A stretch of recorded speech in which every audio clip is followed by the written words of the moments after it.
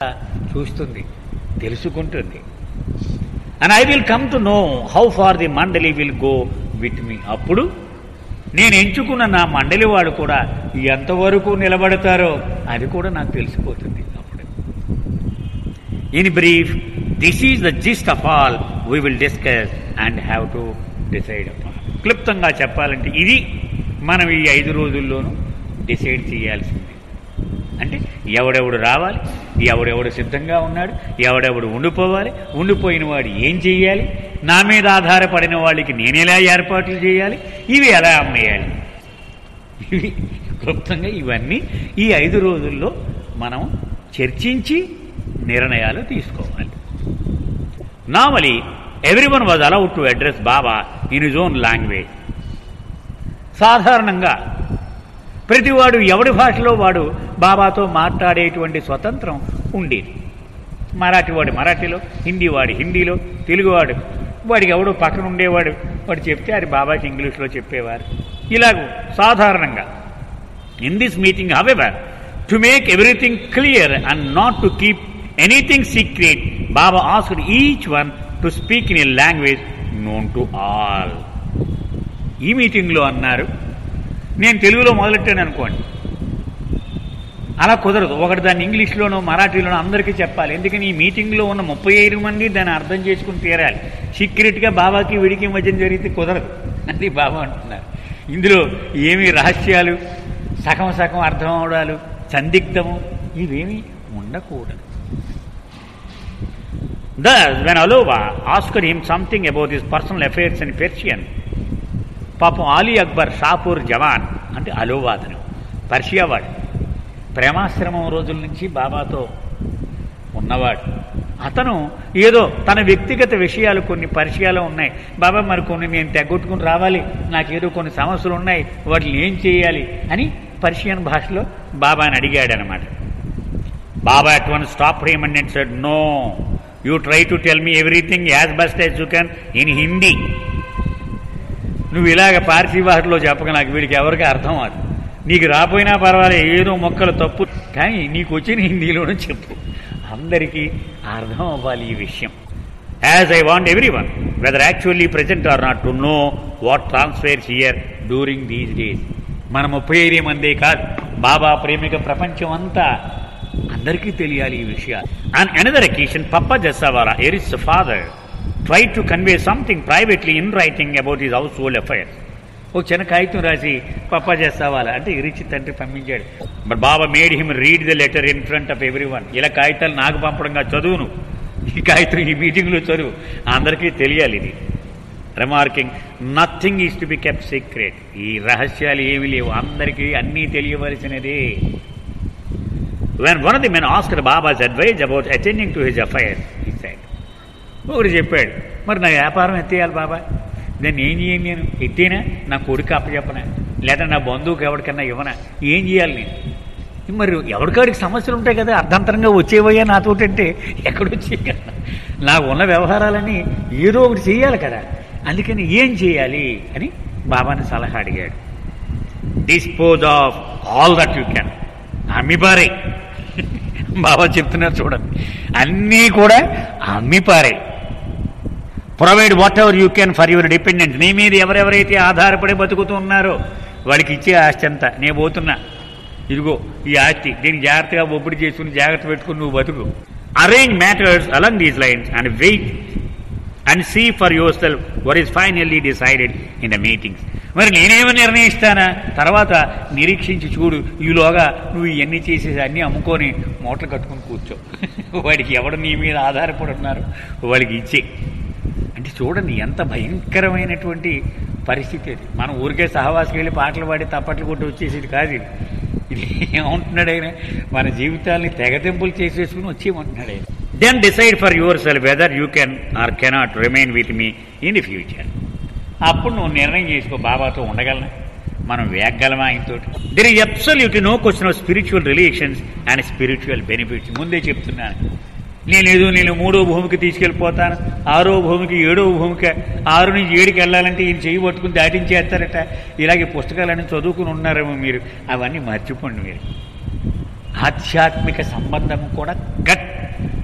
నేనేమి ప్రయోజనం ఇస్తానని మీరు ఏమి ఆశించండి. No one will be left out spiritually if I'm spiritually perfect myself. అప్పుడు బాబా అంటున్నారు, నేనే ఆధ్యాత్మికంగా పరిపూర్ణుడనైతే నేను ఎవరినైనా విడిచిపెట్టేస్తానా? Baba appeared to be as concerned with those staying behind as those going with him. పాపం బాబా ఆయన చెప్పదలుచుకున్నది ఏమిటంటే, నా కూడా ఎవరైతే వస్తారో అనే వాళ్ళ గురించి ఎలాగూ ఆయన శ్రద్ధ తీసుకుంటాడు, కానీ వెనక ఉండిపోయిన వాళ్ళ గురించి కూడా ఆయన శ్రద్ధ తీసుకోవాలని ఆయన తాపత్రయం. దాని గురించి ఈ చర్చ అంతా కూడా. Especially his close once at lower Meherabad and on the hill who had been dependent upon him materially for many many years. చూడండి, మండలి వాళ్ళు ఉన్నారు, వాళ్ళు ఏమైపోతారు? ఎన్నో ఏళ్ళుగా ఆయనే బాబాయే వాళ్ళ జీవితం. ఇప్పుడు ఆయన పర్మనెంట్గా వెళ్ళిపోతానంటున్నాడు ఆయన కట్ చేసి. వాళ్ళ పరిస్థితి ఏమిటి? అయ్యే డిసైడ్ చేయాలి మనం ఇప్పుడు అంటున్నారు. ఇది వ్యవహారం. మగవాళ్లే ఉన్నారు ఈ మీటింగ్, ఆడవాళ్ళు ఎవరు లేరు, అది గుర్తుపెట్టు. From the very first day of the meeting Baba was extremely decisive about the disposal of all properties and making provisions for his dependents. ఆయన పరిస్థితి ఎలా ఉందంటే, మొట్టమొదటి క్షణం గురించి కూడా ఏదో ఇదంటే అమ్మేద్దాం, ఇదంటే అమ్మేద్దాం, ఆయన అమ్మేడి మీదే ఉన్నారు వాళ్ళంతా. బాబా ఈ ఆస్తులన్నీ తెగనమ్మేసి నా కూడా రాకుండా వెనక ఉండిపోయే వాళ్ళ కోసము మనం ఏర్పాట్లు చెయ్యాలి. He said, now how to adjust. మరి ఏం చేద్దాం చెప్పండి, మీరు ఎలా చేయాలంటారు ఇవన్నీ? I have no cash excepting a certain amount. ఇగో నా దగ్గర 2,000 3,000 ఉంది మొత్తం మన అందరి ఖర్చులు పోగా. ఏం చేద్దాం ఇప్పుడు? ఈ డబ్బులు సరిపోతాయా? ఎలా మనం చేయాలి? Which is kept aside for a certain work. నేను ఏదో ఒక పని దృష్టిలో పెట్టుకుని ఈ డబ్బు పక్కనెట్టాను. ఇదే ఉంది మన దగ్గర. Everything that I own and possess including ashram buildings, fields and houses etcetera both here at Ahmednagar, Arangaon and Pimpalgaon and elsewhere and all furniture, fixtures, cars, generators, cattle, chattels, and in fact each and everything that belongs to me is to be disposed of. So నా పేర ఉన్నటువంటి ఆస్తులు మేరాబాద్లో కానీ, మేరా జాదులో కానీ, అహ్మద్ నగర్లో కానీ, ఇంకెక్కడైనా కానీ, అంటే అక్కడ బైర్ బంగ్లాలో ఉండేవి, మాండ్లా అని అక్కడ ఉండేవి, ఇలా రకరకాల చోట్ల. ఒక 36 ఎకరాలు ఇచ్చాడు బాబాకి మధ్యప్రదేశ్లో. ఇలా రకరకాల చోట్ల ఆస్తులు ఉన్నాయి. ఇవన్నీ తెగనమ్మేయండి. కార్లు, చెంబు, తెపేళ, అన్నీ, కుర్చీలు, దుప్పట్లు, సోఫాలు, ఏది ఒకటి కాదు, అన్నీ అమ్మేమన్నారు. Nothing is to remain as my property and in my name excepting the Meherabad hill premises and with the tomb for my bodily remains has already been built by me. అదిగో నా సమాధి ఉంది కదా, అది ఒక్కటి తప్ప ఇంకేది నా పేరు మీద ఆస్తులు ఉండకూడదు, అమ్మేయడమే. And you all should always remember that when I leave my body, it is to be buried here. కానీ ఒక్క విషయం మాత్రం మీరు అందరూ గుర్తుపెట్టుకోండి సుమా, నేను ఎప్పుడైనా దేహం వదిలిపెట్టి వచ్చేస్తే ఆ దేహాన్ని మాత్రం ఇక్కడే దాన్ని సమాధి చెయ్యాలి. అది మాత్రం గుర్తుపెట్టుకోండి. అని చేస్తే దాన్ని ఆయన పేర మీద ఉంచడానికి మినహాయించారు బాబా. అది ఒక్కటే. The small doomed building, his future tomb, was constructed in 1938. అది ఆ చిన్నది, ఆ సమాధి ఉంది, పైన డూమ్ ఉంది. అది 1938వ సంవత్సరంలో నిర్మించబడింది. At the site in 1927. ముందు 1927వ సంవత్సరంలోనే అదే ప్రదేశంలో he had once stayed in seclusion for 5.5 months in a small pit inside. ఇప్పుడు సమాధి ఉన్న ప్రదేశంలో పెద్ద గొయ్యి తీయించారు ఆయన. ఆ గోతులో 5.5 నెలలు ఏకాంతంగా ఉండిపోయారు ఆ గోతులకు. The simple structure and the little plot of land and which it stand are symbolically owned by the hearts of all his present lovers and those in centuries to come. ఆ స్థలము గతంలో ఆయన్ని ప్రేమించిన వాళ్ళు, భవిష్యత్తులో ఆయనని ప్రేమించబోయేవాళ్ళు, వీళ్ళందరూ తమ హృదయాల్లో పవిత్రముగా ఆరాధించేటువంటి ఆ జాగా అది. For this reason, Baba wished that this most special place be kept in his name. వాళ్ళందరూ బాధపడతారు కాబట్టి ఆ ప్రదేశాన్ని నా పేరునే ఉంచండి, అదొక్కటే మినహాయింపు. After the above points had been conveyed. సరే, అంత గంభీరంగా అయిపోయింది, వాతావరణం అంతా భయంకరంగా ఉంది, అంతే కదా. అప్పుడు దాకా బాబాను చూద్దామని వచ్చిన వాళ్ళు హుషారుగా ఈయన చావు కబురు చల్లగా చెప్పినట్టు నేను శాశ్వతంగా వెళ్ళిపోతూ ఉన్నాను, మీకు నాకు కట్. అని ఈ అనౌన్స్మెంట్ చేసేసాక doctor Ghani according to Baba's direction offered the following brief prayer. Baba చెప్పిన ప్రకారం అతి క్లుప్తముగా ఇలా ప్రార్థన చేశాడు. బాబా ఆజ్ఞ ప్రకారం, ఓ గాడ్ అంటే భగవంతుణ్ణి ఉద్దేశించి సంబోధించి ఇలా అంటున్నాడు, ఓ భగవంతుడా, may Baba not give up his body soon. Baba తన దేహమును అతి తొందరలో విడిచిపెట్టకుండా ఉండుగాక. Everyone present responded by saying amen. అందరూ తథాస్తు అన్నారు. ఎందుకని భయం కదా, మళ్ళీ అది అలాగే జరగాలి, బాబా అప్పుడే దేహం విడిచిపెట్టకూడదు అని తథాస్తు అన్నారు. అప్పుడు బాబా కంటిన్యూడ్. తర్వాత బాబా ఇలా కొనసాగించారు, all the proceeds from the sale of my properties are to be used in paying off promised sums and to provide for the immediate needs of those whom I have myself made dependent upon me. చాలా సంవత్సరాలుగా నా మీద ఆధారపడేలా చాలామందిని నేను చూస్తూ ఉన్నాను. వాళ్ళందరి కోసము మనం ఈ ఆస్తులన్నీ అమ్మగా వచ్చిన డబ్బుని మనం జాగ్రత్తగా డిపాజిట్ చేసేద్దాం, వాళ్లకు అది వెళ్ళేలాగూ ఇబ్బంది లేకుండా ఉండేలా చేద్దాం. అనేక మంది కుటుంబాలు బాబా మీద ఆధారపడి ఉండేవారు. Nothing is required for me. నాకంటారా ఏం అక్కర్లా, ఈ కొట్టు పట్ట చాలు, నాకు ఏం అక్కర్లా నాకు. And for those who go with me, అలాగే నాకు కూడా వచ్చేవాళ్ళకి కూడా వాళ్ళకి కూడా ఏం అక్కర్లా అంటే ముందే చెప్పిస్తున్నాడు ఆయన. వాడికి ఏం ఉండదురా, నీకు గోచి తప్ప ఇంకేమీ ఉండదు అని చెప్పేస్తున్నారు. అంటే ఇంకా నిర్ణయం తీసుకోలేదు ఎవడు. నాకేం అక్కర్లా, నా కూడా వచ్చేవాడికి కూడా ఏమీ అక్కర్లా. మొత్తం వచ్చిన ఆఖరి పైస కూడా నా మీద ఆధారపడి వెనక్కి ఉండిపోయే వాళ్ళ కోసమే ఆ డబ్బంతా ఖర్చు పెట్టడం జరుగుతుంది. We have therefore to see what can best be done for those who will not be able to accompany and remain with me after 15th October. 15 October తర్వాత నాతో ఉండలేని ఆ దురదృష్టవంతులు ఉన్నారే, వాళ్ళకి ఏమి చెయ్యాలి అనేది. I do not want anyone depending on me to be suddenly left in the lurch materially. ఇప్పటి వరకు నా మీద ఆధారపడి ఉన్నవాళ్ళు అకస్మాత్తుగా చీకట్లోకి నీ బతుకు నువ్వు బతుకు పో, నీ గొడవ నువ్వు పో అని చెప్పడం నాకు ఇష్టం లేదు. భౌతికముగా అంటే ఆధ్యాత్మికంగా నా బాధ్యత నేను చూసుకుంటాను, భౌతికంగా మాత్రం వాళ్ళని అలాగా విడిచిపెట్టేయడం, దిక్కుమాలిన వాళ్ళుగా చేయడం నా అభిప్రాయం కాదు. The question about spiritual benefits does not arise at all. మళ్ళీ చెప్తున్నారు, ఆధ్యాత్మిక లాభాలు బాగా చూసుకుంటాడని ఏదో అలా అంటాడు, ఇలాంటి మాటలన్నీ కట్టిపెట్టేయండి మీరు, ఏముండవు.